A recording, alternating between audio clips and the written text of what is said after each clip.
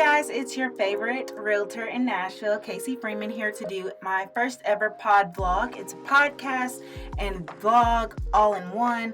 And today I really want to talk about embracing imperfection. I know a lot of times as women, especially as entrepreneurs, we can be so driven to want to be perfect, have the best launch, have the best product, and sometimes we get in our own way. It can get very easy for us to get involved in setting high standards for ourselves and engaging in excessive, critical self-evaluation, and it can really stop us. Personally, sometimes I suffer from paralysis by analysis, where I go into these cycles of overthinking and over-preparing that I delay actually taking action on what I want to do. So hopefully this can put us on a path of personal growth and fulfillment. So I'd really just love to tell a story. So recently I held a home buyer or home seller event called Arrangements and Appraisals. You'll see the clip for that a little bit later. And I've done a couple of these events in the past, and they've had around 30 to 40 people at these events. And it just seemed like I could not get more than 12 people to sign up for this event. And so I was going to cancel this event, and I was like, no, I really want the people there, right? But then I was thinking to myself, I was like, okay, let me ask myself this question, and I challenge you to ask yourself the same. Is this me wanting this to be as perfect as possible, or am I afraid of failure or the concept of failure in other people's eyes? And when I sat there, I was like, okay, I need to do this event and get it out the way, honestly, and there's really nothing stopping me from doing this event. So I was like, what is my goal? What is my feedback? And so I really challenged myself to sit down and set realistic expectations of this event. And I really wanted to engage people and have a good event and honestly be on time for this, start to finish of this event. I think for so many of us, it's easy to get on social media or see what other people are doing till we live in a comparison mindset, and we're like, well, their event was this, right? But that may not be where you are yet. You may still want to do events just to get your footing. And even if it's not events, whatever your thing is, you just need to go out there, do it, launch it, and then redefine after you have put your first step out there.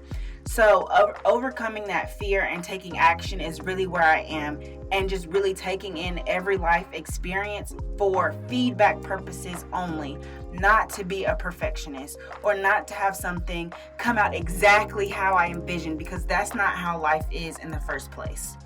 And when it comes to nurturing my relationships, especially when it comes to people wanting to support my events or honestly just wanting to be nosy, I really lower their standard of me in their head, kind of. And I know that sounds weird, but I do not want to project this perfectionist idea on someone else where they think that I'm a perfectionist, because I'm not. And so I'm very honest. During this event, when people were saying how are ticket sales, and I was trying to live in my truth and say, tickets are selling. They're not selling the way I would like for them to be, but I know that I still need to do this event and make it the best as possible for those who have bought a ticket. And so I was just really reframing my own mindset out loud and theirs around this event, because genuinely the purpose of whatever I'm doing is to be beneficial to those around me. And so I want to make sure that with these relationships and taking care of that and nurturing that, I am being mindful of who I and selective of who I share my feedback with, and I only ask for feedback from a select few people.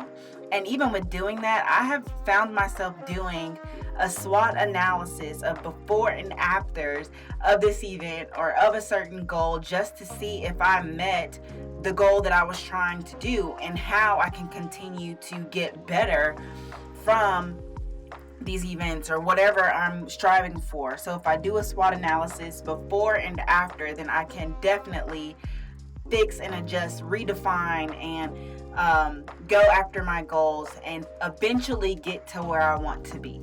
And at the end of the day, we are all just out here doing our best. So I would love for you to remember with me to just take a breath, give yourself some grace. My my word for the year is grace. And honestly, just move on. It may not have been the best thing, but next time I'm going to strive for a better thing and incorporate everything that I learned in this set of my life. And I'm going to take that into the next event. And hopefully it just continues to get better and get bigger. So I wish all of you guys the best luck in our journey together of embracing imperfectionism and really just striving for our goals and going for it.